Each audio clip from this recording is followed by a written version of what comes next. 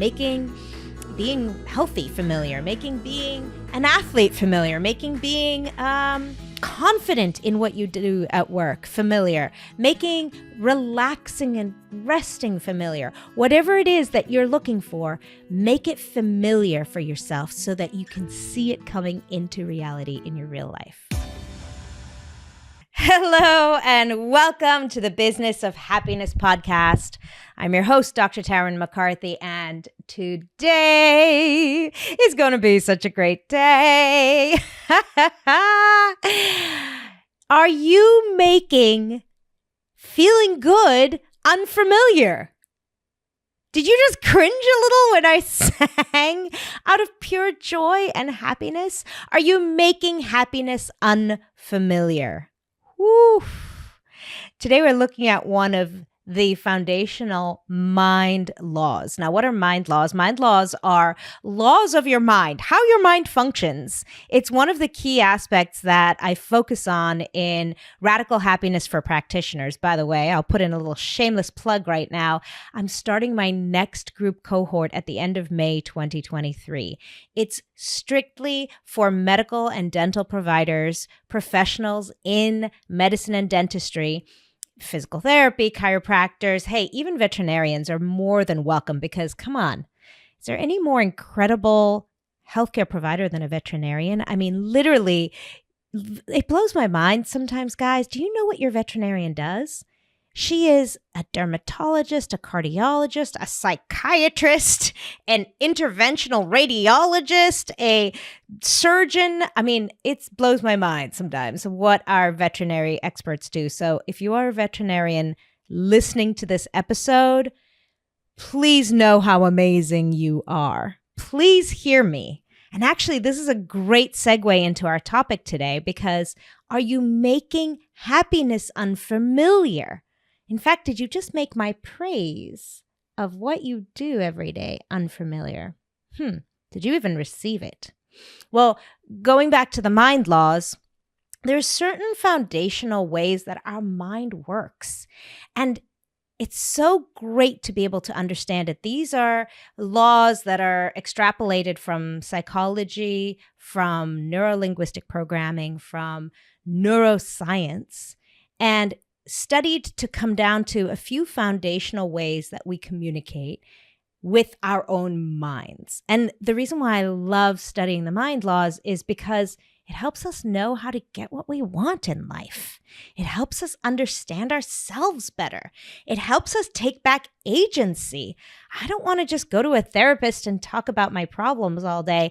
I want to actually see change in my life. And that's what Radical Happiness for Practitioners is all about. It's a 12-week course that is also coaching, supporting for you of your individual situation, but in it, part of the course is these foundational mind laws for better understanding how your mind works, how your patients' minds work, how your husband and your sister and your wife and your mother's minds work, how your kids' minds work. I mean, literally will change your life. And I do not say that lightly. So if you're interested in learning more about Radical Happiness for Practitioners, if you've been feeling burnt out or overwhelmed or just unhappy in medicine and dentistry, definitely check out www.thebizofhappiness.com or just find me online somewhere in The Biz of Happiness or Tarryn MacCarthy on Facebook or Instagram or LinkedIn and hit me up. Let me know, hey, Tarryn, I'm interested. Please tell me more. And I would love to hop on a call and tell you all about Radical Happiness for Practitioners, the next cohort starting at the end of May 2023. But without further ado, as promised, I told you we were going to talk about one of those mind laws today. And the question I'm asking you is, have you made happiness unfamiliar? Have you literally made happiness so unfamiliar in your life that you don't even know what that looks like anymore?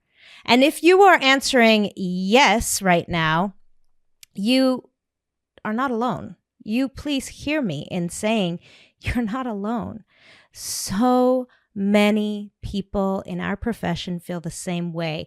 In fact, it's one of the questions I ask every single one of my clients before we start working together. What brings you happiness? What does happiness look like to you? And often we have canned answers. If you're at a cocktail party and someone asked you that, you probably could say, oh, my family, my work, you'd probably have a list of things. But if I asked you right now, if you were having a rough day, you needed a little shot of happiness, what would that look like? What would you reach for? If you felt your emotions kind of slumping, where would you go? What does happiness look like to you? What does happiness look like to you? And then, the second question is, once you've figured that out, and I'd love right now, as you're actually listening to this episode, try and visualize, get an image in your mind's eye as we're speaking here about what that would look like to you. What is happiness? And hold that image in your mind for a moment. And then I want you to ask yourself, when was the last time you allowed that in your life? When was the last time you allowed that specific image that you are imagining in your mind's eye? When was the last time you gave yourself permission to make that familiar in your day? And why are we not doing it every day? Some form of it, right? Maybe what you're imagining right now is grandiose and impossible on a daily basis, but some form of it, the nugget that is central to that idea. What is that nugget inside of that image you're creating of happiness? And why are we not doing that for ourselves every day? Why are we not giving ourselves permission every day for happiness? Is there really a life that we want to live where we're not happy any day? I'm not talking about the day you have COVID and you're feeling so sick and it's hard to find happiness. Although even then, I'd argue there's room for happiness. I'm not talking about your grandmother just passed away and you're so sad and in a place of grief. I'm not talking about that day. Although even in those moments, I would argue there is room for happiness. In fact, a necessity for it. And that's a topic for a different discussion. But what I'm talking about right now is your day to day, your whole week last week. How many days of your last week did you not allow yourself happiness? And could it be because you've made happiness so unfamiliar? You've made unhappiness so very familiar in the drudgery of every single day. Or worse, have you been ignoring it altogether and just kind of pushing through? Once again, huge grace and enormous compassion for you if it's the latter. Please do not beat yourself up. Number one, you're not alone.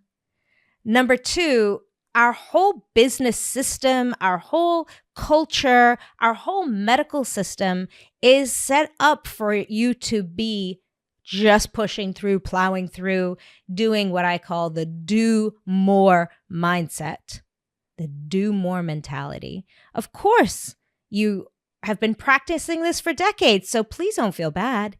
But let this little window, this little moment of awareness make a little shift inside of you. Make a little pivot. Making things familiar is one of the foundational mind laws, or alludes to it. The mind law itself is that your mind loves familiar, and it really tries to avoid what's unfamiliar. Now, you know this from your life. I mean, look back for a moment. When you see things that are familiar to you, you're naturally drawn to them. Your mind gives you access to them. You have focus and attention. It is your reticular activating system that familiarity allows your reticular activating system to filter everything else out and show you exactly what you're familiar with. So when you're walking in the mall, if you love jazz, which I do, and some music, a song comes on that's in the genre you love, you'll hear it immediately. Where day after day after day, you've not even known that there was music playing. You've filtered it out. Your reticular activating system has just filtered out the additional quote unquote noise, because you need to filter out noise to function. But the moment something familiar comes on, boing, it's like someone turned up the volume. Nobody did. But all of a sudden, your mind has let that piece of information, that bit of information, filter right through that funnel and give you access to it, make you aware of it. Our mind loves familiar. It's why when we try a new habit, like going to the gym in the morning before work, because we've realized, okay, hold on a second, I got to take care of this body. If I'm going to live this life, if I'm going to do the incredible work that I do every day, if I'm going to still run with my children and go on vacation and still be able to go swimming in the ocean and running down the beach, if I'm going to look forward to a day with my grandchildren when I'm actually capable and physically able to keep up with them, I got to start taking care of my body now, right? You have that realization. You think, okay, Tarryn, that's it. Every morning we're going to the gym. And that first morning, because it's so unfamiliar, your mind throws at you every possible reason not to go. The alarm goes off, and all of a sudden, you're making a very solid argument for why this is a very bad idea. Because your mind loves familiarity. It doesn't want to do outside its comfort zone. It doesn't want to do it. I mean, we see this with our team members. You know, when you come back from a course or from an incredible conference and you're bringing back a whole new thing, right? I don't know what it is. Let's say you're introducing TADs or you're introducing a new software or you're just a new protocol in the day. And everyone, whoa, has 10 reasons for why this is a terrible idea, because unfamiliar is uncomfortable. Unfamiliar is difficult to wrap our heads around. Our mind says, wait a minute. We know what yesterday looked like, and you survived. So let's just keep doing yesterday all over again. Of course, repeating yesterday all over again is not a paradigm for happiness. It's not a paradigm for growth. It's not a paradigm for intrigue and excitement and variety, for creativity even. But our mind wants to keep us the same. In fact, it's one of the most important parts of what our mind does, because if we stay the same, we stay safe. If we just do everything we were doing, we stay safe. And that feels comfortable, and you will survive the next day. But going out there and doing something different, woo, this feels scary. Hey guys, I'm interrupting your podcast episode to let you know about an incredible new program that I am launching in January of 2023. It is specifically for practitioners in medicine and dentistry to help you rediscover happiness and inner fulfillment within your profession and your life. I remember what it was like for me when years ago I was so depressed and anxious and feeling like I had created and built a treadmill I just couldn't get off of, pushing through every day and wishing my life away. This program is the how of how to find happiness in your practice and in your life, because we know that when we feel good, that's when we can do good. Check out thebizofhappiness.com/radical happiness, or click the link in the show notes. I cannot wait to see you there. The same is true for this very simple concept of happiness. Happiness. Have you made happiness unfamiliar? One little spot where you might notice this is in accepting and receiving praise. I started out this conversation talking about those incredible veterinarians. And if you're a veterinarian and you heard this, did you cringe a little bit? You're like, well, I don't really do all that. I'm really the veterinarian that just focuses on cats and dogs. And I'm sitting here telling you, you do multiple parts of the body and multiple species of animal. You're amazing. And you think, oh, no. Or it's the silly, very cliched story about someone says, you look great in that dress, and you immediately dismiss them. No, this old thing. It's your mind loving only familiar. And that little indicator right there, the moment you dismiss something, some praise, is your indicator that you have made praise unfamiliar. And you've made praise unfamiliar to yourself, which probably means you've not gotten very good at praising yourself. Now, there could be a million reasons why, and these are the kinds of things we get into in our course, of why you've made praise unfamiliar. It could be multiple deep-seated core beliefs or thought patterns. But let's just recognize for a minute that when someone gives you praise for something and you deflect it immediately, praise is not familiar. So let's start making praise familiar, because that's part of how we feel good about ourselves. I mean, self-praise in particular, rewarding and honoring yourself for doing such a great job. I remember when my kids were tiny, and we're talking about 16 years ago, when my kids were toddlers, and those days were hard when they were little, and I was just trying to keep everything afloat. I mean, those days were hard for me for many reasons. My practice was enormously stressful for me at that point in my life. I hadn't yet learned all the incredible tools and practices that I now live by on a daily basis. So for me, there was no happiness. I mean, it's so interesting. For a moment, let's just look at this picture. I struggled for years to get pregnant. I wanted a family so badly. It was a dream of mine. I mean, if you asked me that question, what does happiness look like to you back then?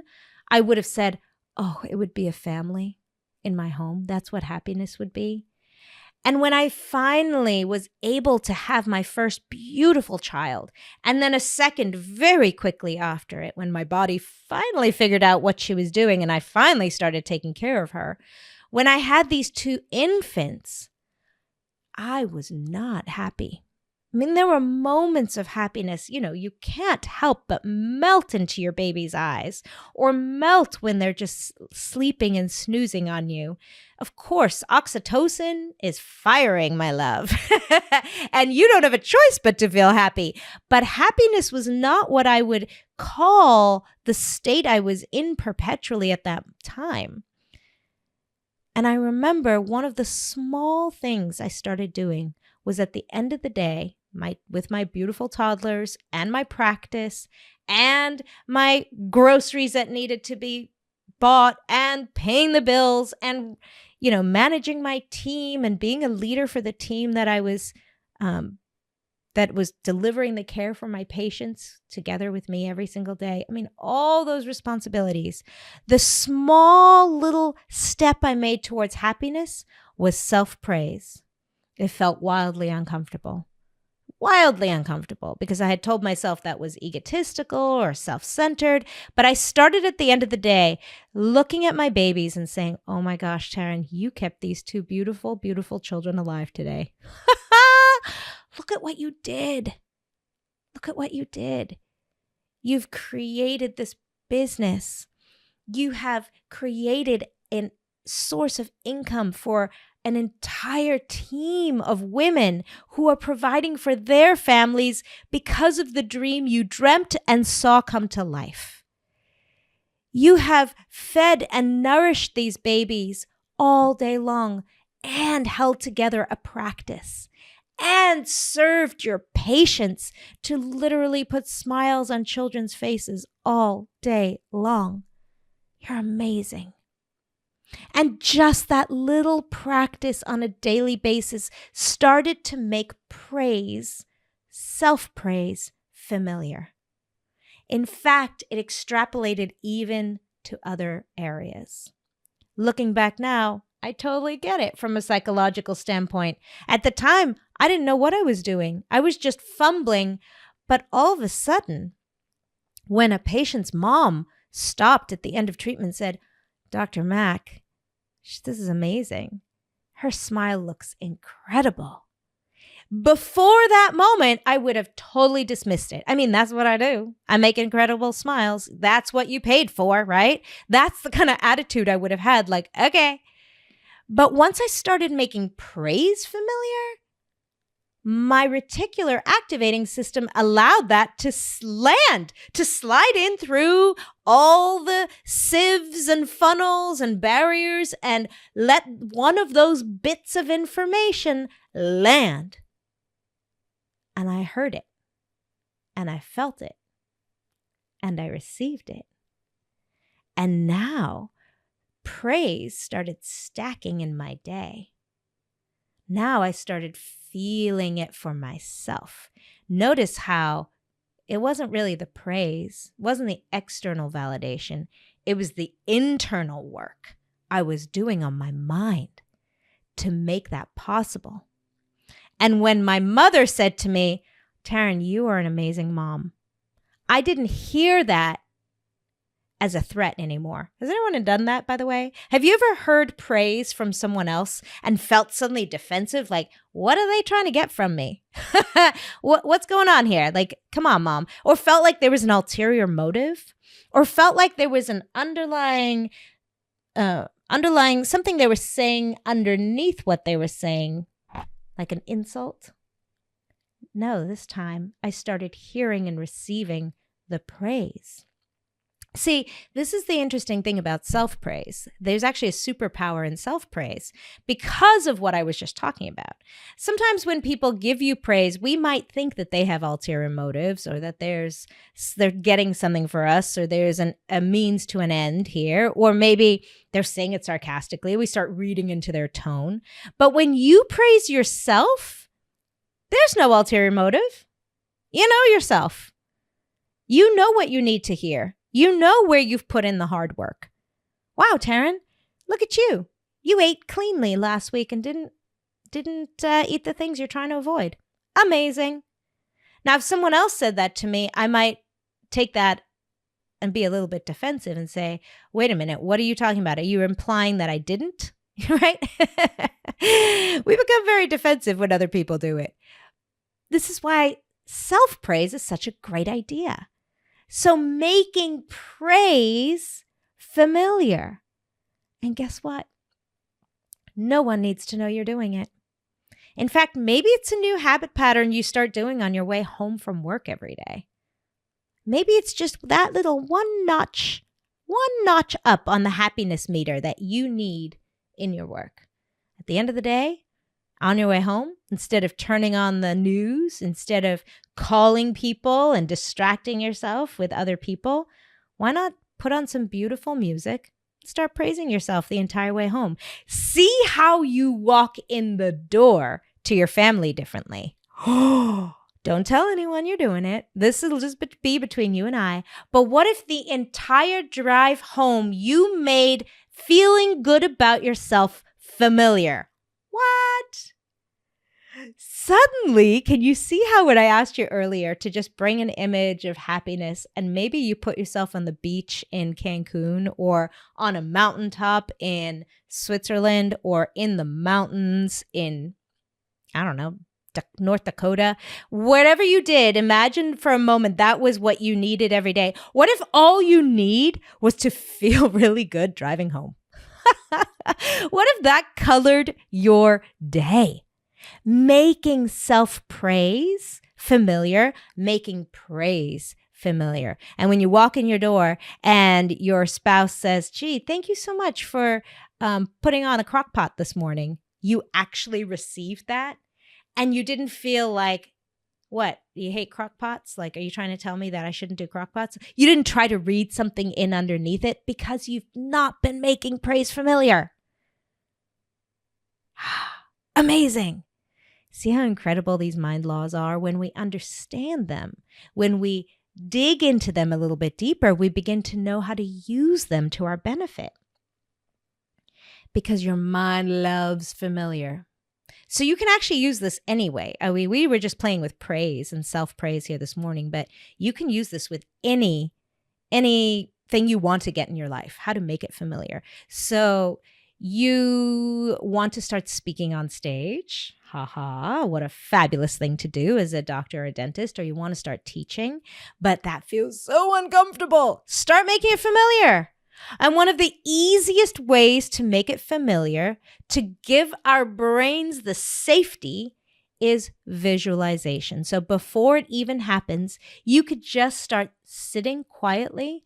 You can close your eyes and picture yourself walking up on stage, delivering an incredible, beautiful, whatever you're going to be talking about. Maybe it's medicine, maybe it's dentistry, maybe it's photography, maybe it's relationships. Just picture yourself walking up there. Imagine what you're wearing. Really paint that portrait in your mind's eye. And then imagine the beautiful reception and impact you're having on other people's lives. Start making what you want to manifest and live in your life familiar to your brain, to your mind, and then watch what happens. Just watch what happens. We could even make it as simple as, if you're struggling with anxiety and overwhelm and you're just wishing for peace and calm, just on a daily basis, start doing a visual exercise where you give yourself time. And that's a key component. We can't just be thinking we're doing it. Actually do it. Where you sit down, and it really can be for 30 seconds. It doesn't have to be a lot of time. And you just picture yourself being in peace. What does peace look like? Going through your day with ease. It's possible even in medicine and dentistry. I'm living proof of it, my friends, where you could actually enjoy your day. You could actually feel like this is effortless. I have a whole team working for me. I have so many resources. Nothing's that serious. I go in every day and I just have fun. That is possible. It is. And one way to do that is with visual imagery. Why? Because we're making it familiar. That's it. You're just giving your mind some food. You're literally feeding your mind what you want it to know and feel and recognize as familiar so that it feels safe, so that you can go out and do so for your real life. It works. Oh my gosh, I'm so excited. I hope that this episode has kind of stimulated a whole bunch of ideas for you. And I hope you take this idea of making happiness familiar, or whatever it is that you're seeking, making being healthy familiar, making being an athlete familiar, making being confident in what you do at work familiar, making relaxing and resting familiar. Whatever it is that you're looking for, make it familiar for yourself so that you can see it coming into reality in your real life. Such a powerful exercise. And then please, if this is exciting, this is just the tip of the iceberg of the Radical Happiness for Practitioners iceberg. Come on, if this is at all interesting, talk to me. Let me tell you all about it. Let me tell you the details. If this episode has stimulated some interest in you, then you are going to love this course. Until then, remember, when you feel good, that's when you can do good. Love you so. Bye-bye.